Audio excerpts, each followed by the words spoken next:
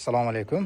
Navbatdagi o'rnatuv jarayonimiz Manganimizdagi mana shu Yangiqo'rg'on tumaniga avtomatik darvozamizni qo'yib berdi.